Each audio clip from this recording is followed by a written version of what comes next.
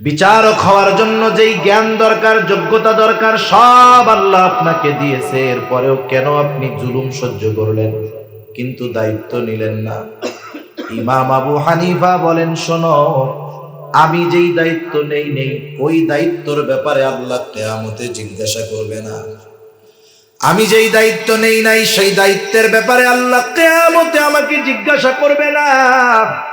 কিন্তু ওই দায়িত্ব নেওয়ার পরে যদি আমার দ্বারা কোনো বিচার হয়ে যাইত, কিয়ামতের দিন আল্লাহর সামনে অপরাধীর কাঠগড়ায় দাঁড়ানো লাগতো।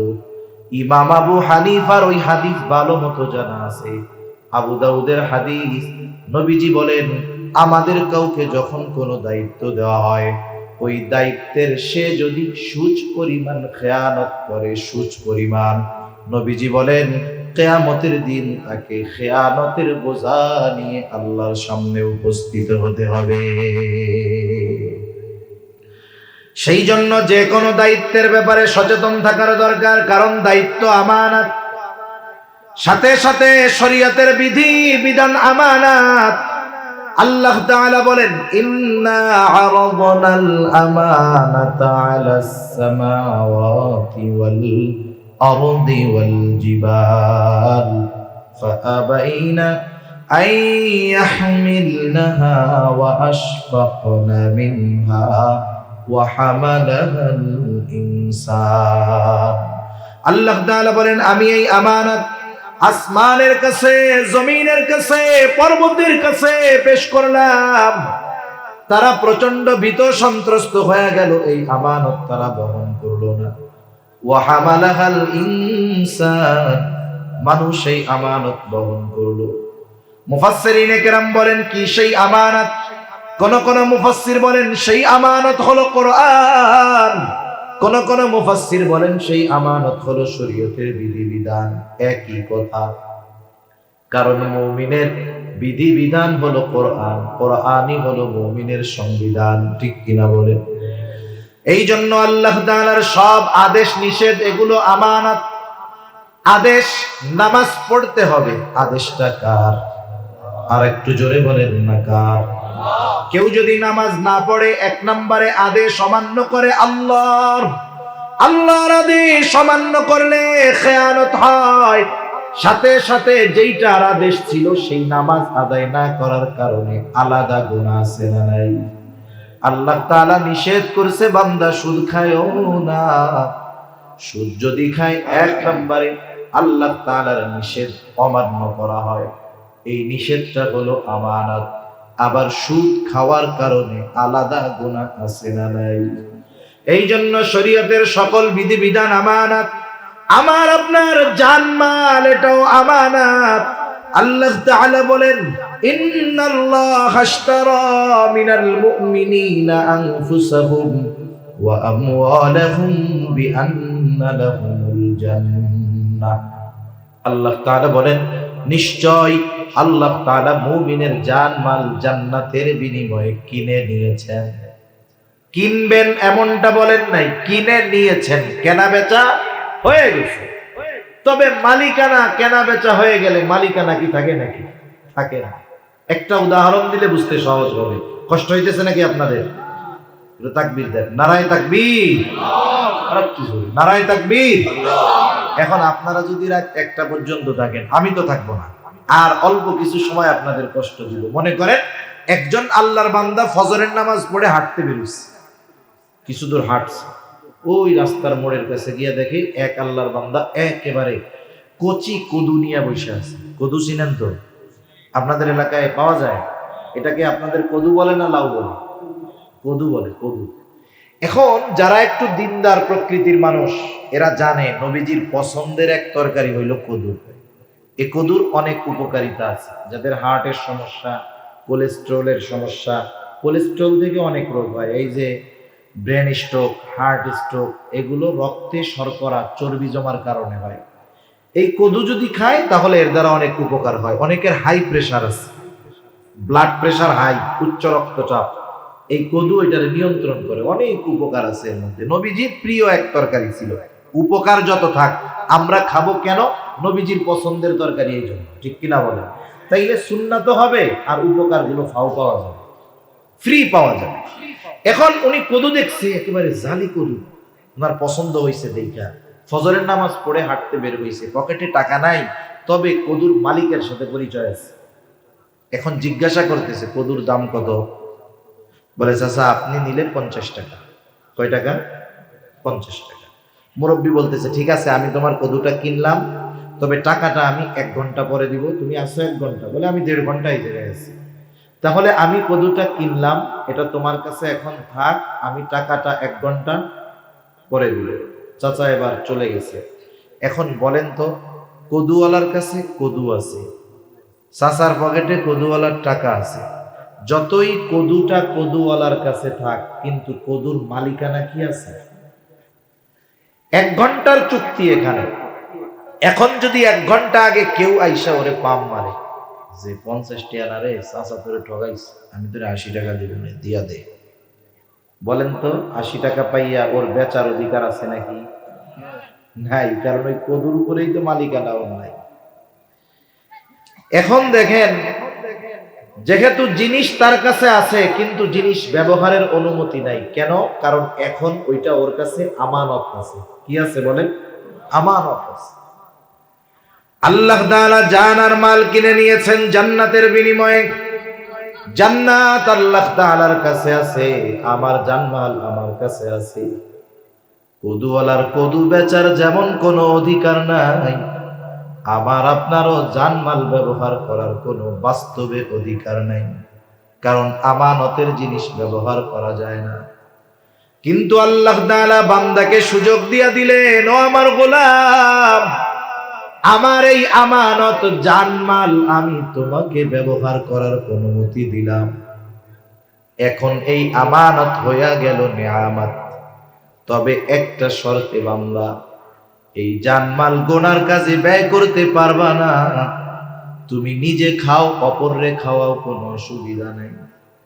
তুমি তোমার পরিবার পরিজনের জন্য ব্যয় করো, কোনো অসুবিধা নাই। মানুষের ঘর নাই, ঘর বানায় দাও, কোনো অসুবিধা নাই। রাস্তা নাই, রাস্তা বানায় দাও, মানুষদেরকে খাওয়াও, কোনো অসুবিধা নেই। কিন্তু বান্দা এই জানমাল এমন কোন কাজে ব্যয় করবা না যেটা ইসলামের বিরুদ্ধে যায়, আমি আল্লাহ বেজার হই। এই জন্য এই জানমাল কেউ যদি গুনার কাজে ব্যয় করে, নিঃসন্দেহে সে আল্লাহর রাখা আমানতের সাথে খেয়ানত করে। সব খাওয়া যাবে, তবে বিড়ি সিগারেট খাওয়া এটাও যাবে নাকি? যাবে?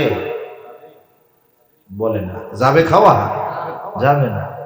কারণ জান টাকা, মাল টাকা।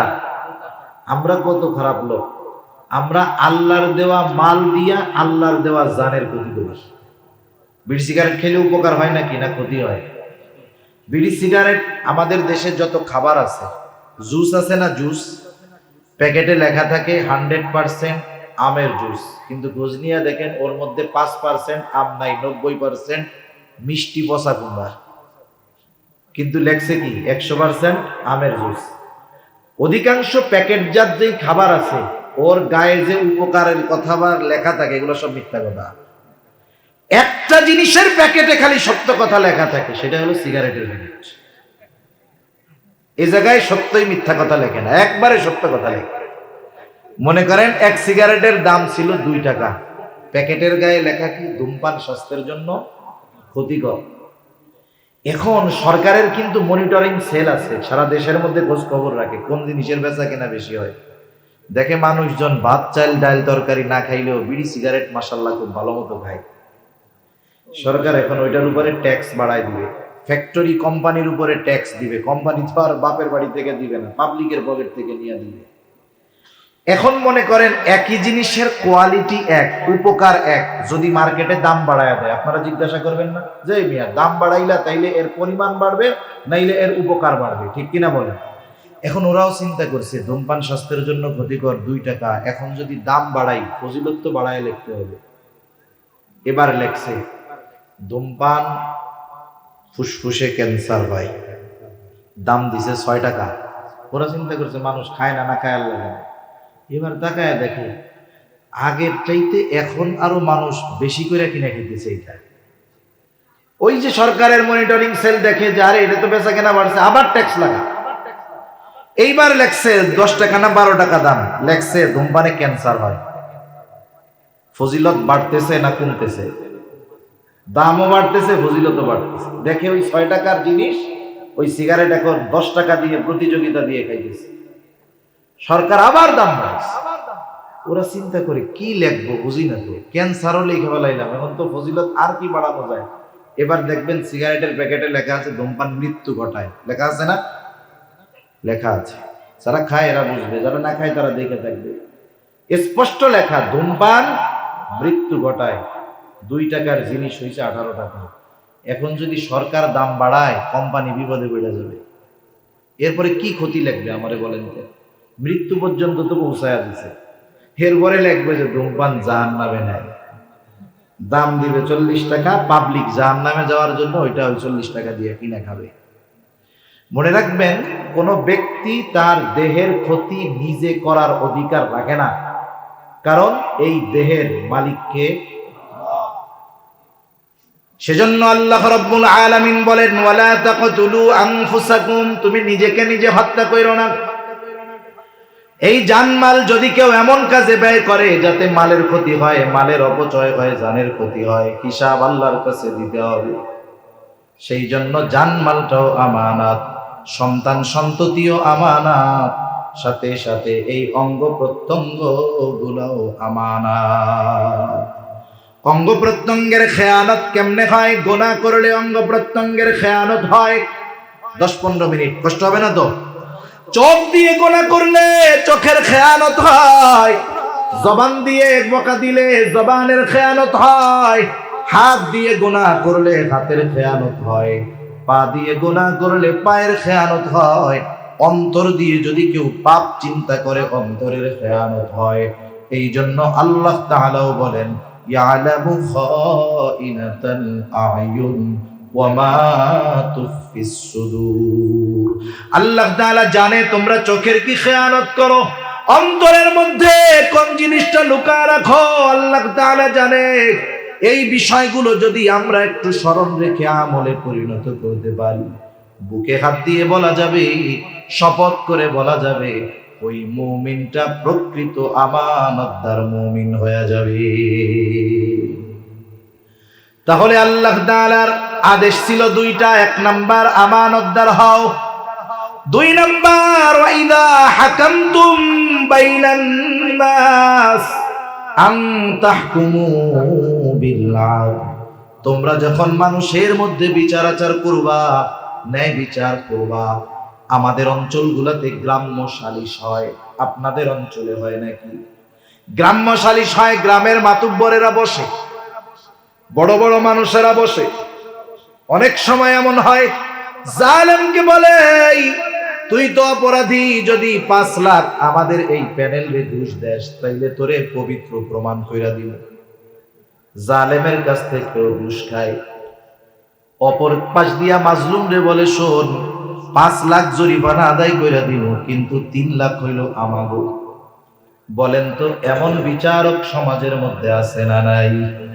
আবার যদি দুশ্মন ন্যায় বিচারের জন্য আসে, যার প্রতি তার রাগ ক্ষোভ, ন্যায় বিচারের জন্য যদি আসে, তার সাথে ন্যায় বিচার করে না।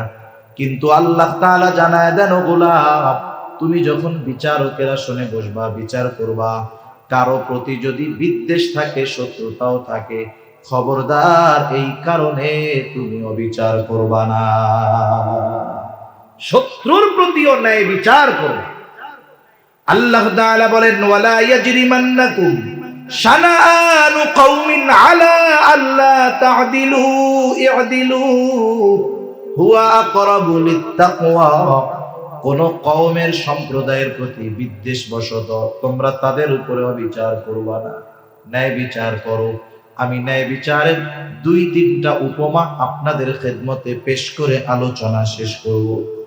1 নাম্বার হলো, আমাদের ন্যায় বিচার মানার মন মানসিকতা থাকতে হবে। 1 নাম্বার, আমার মন মানসিকতা হবে আমি ন্যায় বিচার মেনে নিব, নাইলে ন্যায় বিচার প্রতিষ্ঠা হবে না। করব মানব দুটোই যদি আমার আপনার মধ্যে থাকে, তাইলে গোটা দুনিয়ার মধ্যে ইনসাফের সুবাতাস বইবে। ইমাম শাফিঈ রাহমাতুল্লাহি আলাইহি বলেন, যেই জাতির মধ্যে ন্যায় বিচার আছে, ইনসাফ আছে, যেই সমাজে ন্যায় বিচার আছে, ইনসাফ আছে, যেই সম্প্রদায়ের মধ্যে ন্যায় বিচার আছে, ইনসাফ আছে, এরা বড় সৌভাগ্যবান। যে জাতির মধ্যে নাই, এদের দুনিয়ার যত আসবাব থাকুক না কেন, এদের মতো দুর্ভাগা আর কেউ নাই। ঠিক কিনা বলেন? আজকে দুনিয়ার মধ্যে ন্যায় বিচার যদি না থাকে, সমাজে অপরাধ বাড়ে, আইন যত বানানো হোক কাজ হয় না। সম্ভবত অ্যারিস্টটল বলেছেন, যেই সমাজে অপরাধের সঠিক বিচার হয় না, ওই সমাজে কোনোদিন অপরাধ কমে না, বরং দিন যায় আরো বাড়ে। মনে করে একজন যদি দেখে যে 5 খুন কইরাও 7 খুন কইরাও ও জামাইয়া ধরে আছে, কিছুই হয় নাই, তাইলে বলেন তো অন্যান্য যাদের মনে চায় যে আমার শত্রুরে মাইরা দিব, ওরা যখন দেখবে 7 মার্ডার কইরা আরামে আছে, তাই ও চিন্তা করবে আমিও মাইরা দেই, অসুবিধা কি, ফাঁসি তো আর হবে না। ঠিক কিনা বলেন? কিন্তু যদি ন্যায় বিচার হতো, তাহলে আর একজন ভয়ে থাকতো যে ওরে বাবা, ওরে ছাড় দেওয়া হয় নাই, আমিও ছাড় পাবো না, সমাজে এমনি অপরাধ কমে যেত। ওমর ইবনুল খাত্তাব রাদিয়াল্লাহু তাআলা আন তখন খলিফাতুল মুসলিমিন। উনি একদিন বাজারে গেছেন একটা ঘোড়া কেনার জন্য, ঘোড়া কিনবেন, সাওয়ারি কিনবেন। খলিফাতুল মুসলিমিন একজন ইহুদির কাছ থেকে একটা ঘোড়া কিনছেন। কেনার সময় দেখেন সব ঠিকঠাক আছে। ঘোড়াটা নিয়ে বাজারের বাইরে ওই আয়েশা যখন ঘোড়ার উপরে উঠছে, দেখে এখন ঘোড়া খোড়া হয়ে গেছে, ওর ট্যাং আর ঠিক মতো নাই। ঘোড়ার থেকে নেমে তিনি ওই অসুস্থ ঘোড়াটাকে নিয়ে আসছে ইহুদির কাছে। আসার পরে বলে, তুমি আমারে কি ঘোড়া দিয়েছো, এটা ফেরত নাও। ইহুদি বলে, ফেরত নেওয়ার সুযোগ নাই, আপনারে আমি ভালো ঘোড়া দিয়েছি। খলিফাতুল মুসলিমিন বলে, খারাপ ঘোড়া দিছো, ফেরত নাও। দুইজনের মধ্যে তর্ক লেগে গেছে। খলিফাতুল মুসলিমিনের সাথে তর্ক করতেছে একজন ইহুদি। খলিফাতুল মুসলিমিন বলে, তাহলে একজন তৃতীয় পক্ষ নির্ধারণ করো, যে তোমার আর আমার মধ্যে এই বিষয়ের মীমাংসা করে দিবে, বিচারক মানো একজনকে। ইহুদি নিজের ধর্মের কাউকে বিচারক মানে নাই, মুসলমানদের মধ্য থেকে একজনকে বিচারক মানছে, তার নাম হলো সুরাই, কাজী সুরাই। শত শত বিচারের ঘটনা আছে, উনি তখনও বিচারক হন নাই। খলিফাতুল মুসলিমিন বলে, ঠিক আছে। এইবার কাজী সুরাই দুইজনের সব কথা সুন্দরভাবে শুনলেন। বিচারকের প্রথম কাজ হলো বাদী বিবাদী উভয়ের কথাটা নির্বিচারে একেবারে মনোযোগের সাথে শ্রবণ করা। বাদী বিবাদী দুইজনের কথাই উনি শুনছেন। শোনার পরে বলতেছেন, খলিফাতুল মুসলিমিন, আপনি কি চান, আপনার চাওয়া কি, ইচ্ছা কি বলেন। বলে, আমি চাই তার ঘোড়াটা সে ফেরত নিবে। এটাই তো আপনার ইচ্ছা? বলে, হ্যাঁ, আমার ইচ্ছা এটা, সে তার ঘোড়াটা ফেরত নিয়ে যাবে। এইবার কাজী সুরাই প্রশ্ন করে, খলিফাতুল মুসলিমিন, আপনি যখন তার কাছ থেকে ঘোড়া কিনছিলেন, ঘোড়ার অবস্থা কেমন ছিল? বলে, তখন তো ভালো ছিল। কাজী সুরাই বলতেছে, খলিফাতুল মুসলিমিন, ইহুদি ঘোড়া ফেরত নিতে বাধ্য, তবে আপনি যেমন ঘোড়া নিছেন তেমনটাই ফেরত দিতে হবে। একটু চিন্তা করে দেখেন, স্থলভাগের 3 ভাগের 1 ভাগ যে শাসন করেছে খলিফাতুল মুসলিমিন ওমর, রাগ হয় নাই, একটু চুপ কইরা থাইকাই সাথে সাথে বলে, হ্যাঁ সুরাই, এটাই ন্যায় বিচার। রাগ হয়ে যায় নাই, ন্যায় বিচার করছে, খলিফার বিপক্ষে গেছে, খলিফাও মাইনা নিছে, তিরস্কার করে নাই, সেন্ট কইরা আমেরিকায় পাঠায়ও দেয় নাই। কি করছে? বলে, ও সুরাই, কুফার প্রধান বিচারকের আসনটা খালি, তুমি চলে যাও, আমার চিঠি নিয়া, শিলমোহর লাগানো চিঠি নিয়া আজকেই কুফায় চলে যাও। আজকে থেকে তোমাকে আমি কুফার প্রধান বিচারক হিসাবে নিয়োগ দিলাম। এক জায়গায় বসে ওমর রাদিয়াল্লাহু তাআলা আনহুর সময়, হযরত ওসমান রাদিয়াল্লাহু তাআলা আনহুর জামানা, আলী রাদিয়াল্লাহু তাআলা আনহুর জামানা, মুয়াবিয়া রাদিয়াল্লাহু তাআলা আনহুর জামানা পর্যন্ত ওই কুফার প্রধান বিচারকের দায়িত্ব উনি গ্রহণ করছেন। সুবহানাল্লাহ, এই বিচার চালিয়ে গেছেন। আরেকটা ঘটনা বলি, হযরত আলী রাদিয়াল্লাহু তাআলা আনহুর ঐতিহাসিক ঘটনা। আলী রাদিয়াল্লাহু তাআলা আনহু আসতেন বাজারে। বাজারে আইসা দেখেন একজন অমুসলিম আহলে কিতাব সে একটা বর্ম বিক্রয় করতেছে। আমাদের আধুনিক ভাষায় হলো বুলেট প্রুফ জ্যাকেট। আগে লৌহ বর্ম গায়ে দিত যাতে করে তলোয়ার অস্ত্রের আঘাত গায়ে না লাগে। মনে করেন আপনার জুতা যদি হারায় যায় কোথাও, আপনার জুতা যদি হারায় যায়, একই সাইজের 10 জোড়া থাকলেও আপনারটা পায়ে ঢুকাইলে আপনি টের পাবেন না এটা আমার। যে জিনিস আপনি 10 বছর ব্যবহার করতেছেন আপনি দেখলেই তো বুঝবেন যে এটা আমার জিনিস, যতই রং টং কালিকুলি করা হোক।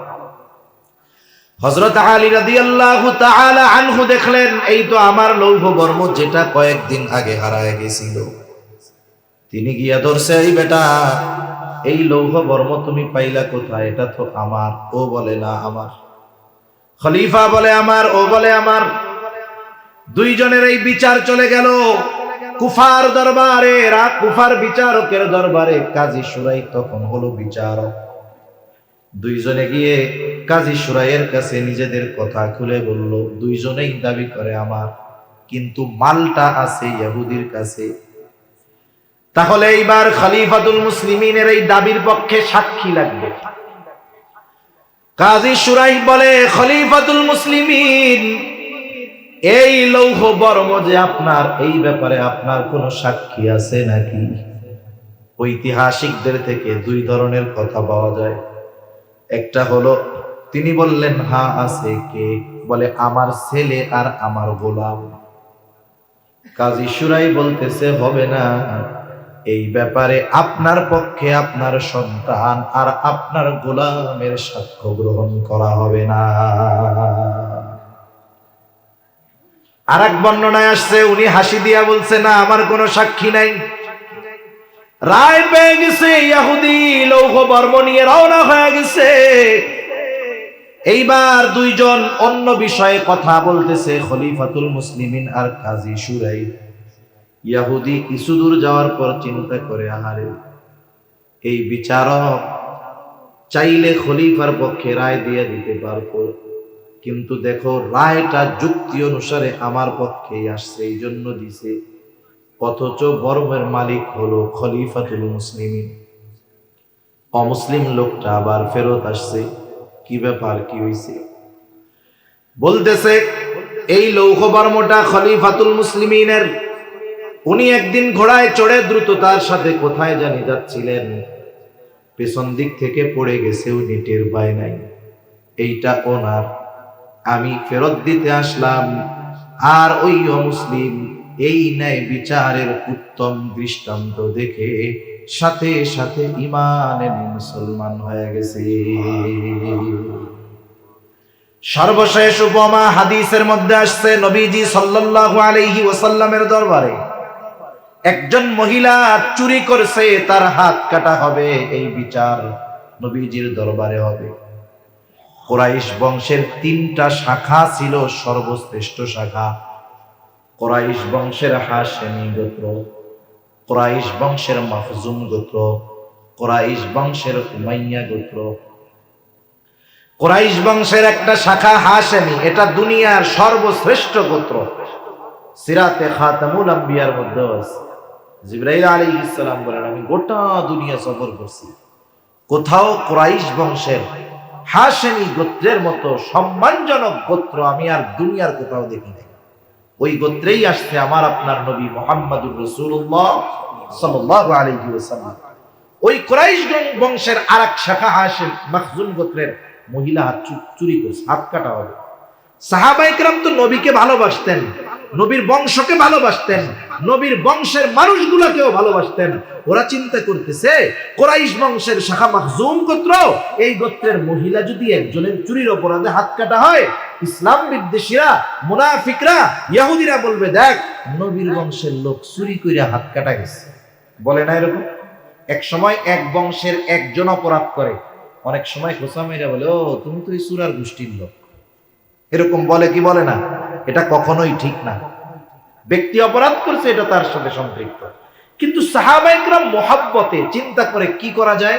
নবীজি হয়তো জানে না যে এইটা কুরাইশ বংশের মহিলা, মনে হয় নবীজি জানে না, নবীজিকে জানানোর দরকার। সাহাবায়ে কেরাম তো নবীর মেজাজ বুঝে, কিন্তু কে গিয়া বলবে? যায়েদ রাদিয়াল্লাহু তাআলা আনহুর ছোট ছেলে ওসামা, নবীজি তাকে অনেক আদর করে, স্নেহ করে। সকলে চিন্তা করলো ওসামারে বইলা দেই। ওসামাকে শিখায় দিছে, ও ওসামা, তুমি তোমার নানার কাছে গিয়া বলবা, নানা, যেই মহিলার হাত কাটা হবে সে মাখজুম গোত্রের মহিলা। ছোট মানুষ যা শিখায় দিছে গিয়া তাই বলছে। অনেক ছোট মানুষ, ওরা তো মিথ্যা কথা শিখে না, আমরা কিন্তু ওদের শিখাই। এখন ও মাদ্রাসায় যায় নাই, স্কুলে যায় নাই, এখন ভয় পাইতেছে, আম্মু আব্বু আমি গেলে আমাদের হুজুর মারবে, স্যার মারবে।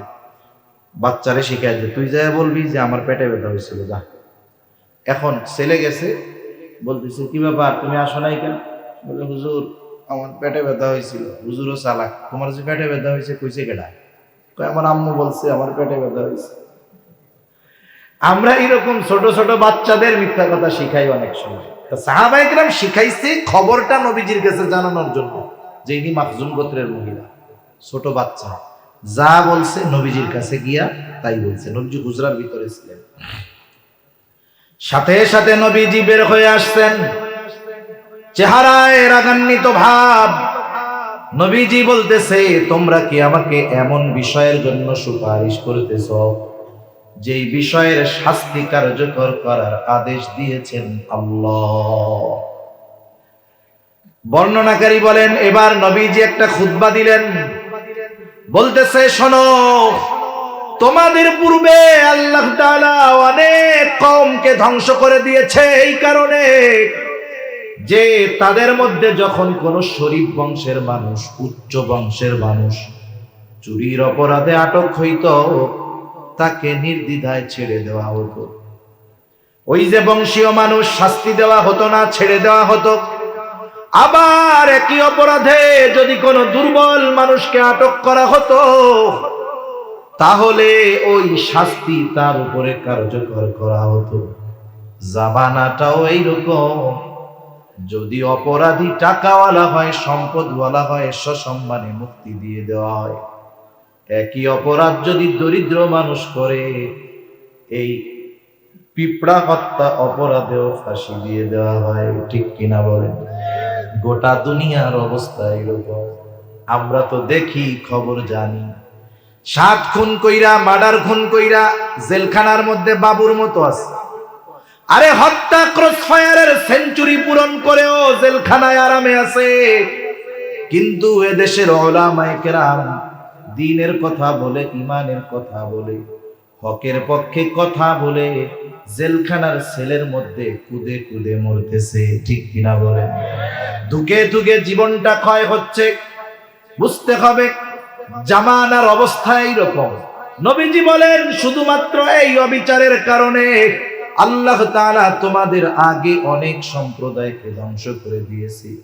নবীজি এবার বলতেছে, শোনো, ওই আল্লাহর হাতে, যার ওই আল্লাহর নামে শপথ, যার হাতে মুহাম্মাদের প্রাণ, এই মহিলার জায়গায় যদি মুহাম্মাদের কন্যা ফাতেমাও হইতো, আমি অবশ্যই অবশ্যই তার হাতটা কেটে দিতাম। এর চেয়ে আর বড় ন্যায় বিচারের উপমার হতে পারে না। কিন্তু আফসোস, বলেন তো সেই ন্যায় বিচার, ইনসাফ রাষ্ট্রে, সমাজে, দুনিয়ায় আছে না নাই? যদি ইনসাফ ন্যায় বিচার থাকতো, ওই ইহুদির বাচ্চা ইহুদিরা ফিলিস্তিনের মাজলুম মুসলমানদের মারতে পারতো না। 7-8 হাজার শিশু শুধু মারছে।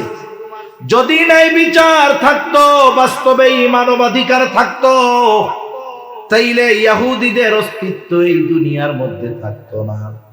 আফসোসের ব্যাপার, এই দুনিয়ায় ইনসাফ নাই, ন্যায় বিচার নাই, এই জন্য শান্তিও নাই।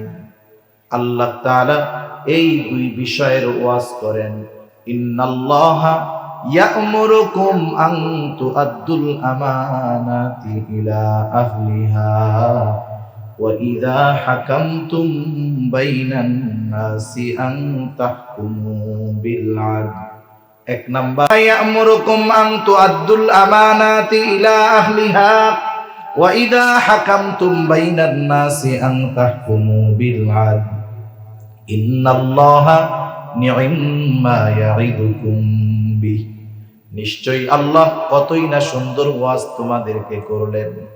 এই দুইটা ওয়াজে সুন্দর ওয়াজ বলছেন কে? এই দুই বিষয়ের আলোচনা আমরা শুনলাম। এখন যদি এই আলোচনাগুলো নিয়ে আগামীকাল আলোচনা করি, আমি হয়তো শুনবো না, কিন্তু শুনবেন কে? এই আলোচনা অনুযায়ী যদি আমল না করি, আমি কিন্তু দেখব না, দেখবে কে? কেমন যেন আল্লাহ বলে, ও বান্দা, এত সুন্দর দুইটা ওয়াজ করলাম, এই ওয়াজের ব্যাপারে কি বলা বলি করো, আমি আল্লাহ শুনি। আমল করো কি করো না, তাও আমি আল্লাহ দেখি। কেন শুনি, কেন দেখি? ইন্নাল্লাহা কানা সামিআন বাসীরা নিশ্চয়ই আল্লাহ তাআলা হলেন সর্বশ্রোতা, সর্বদ্রষ্টা। তিনি সব শুনেন, সব দেখেন। আল্লাহ তাআলা আমাদের সকলকে প্রকৃত আমানতদার ও ইনসাফগার হওয়ার তৌফিক দান করুন। সকলে বলি আমিন, আরো জোরে বলি আমিন। ওয়া আখিরু দাওয়ানা আলহামদুলিল্লাহি রাব্বিল আলামিন। আজকের এই মাহফিলের আয়োজক আমাদের সম্মানিত মেম্বার সাহেব, আপনি তো অসুস্থ ছিলেন না? দেখেন আসলে বাস্তবতা কি। কক্সবাজার, টেকনাফ, এই দক্ষিণ চট্টগ্রাম বিশেষ করে উলামায়ে কেরামের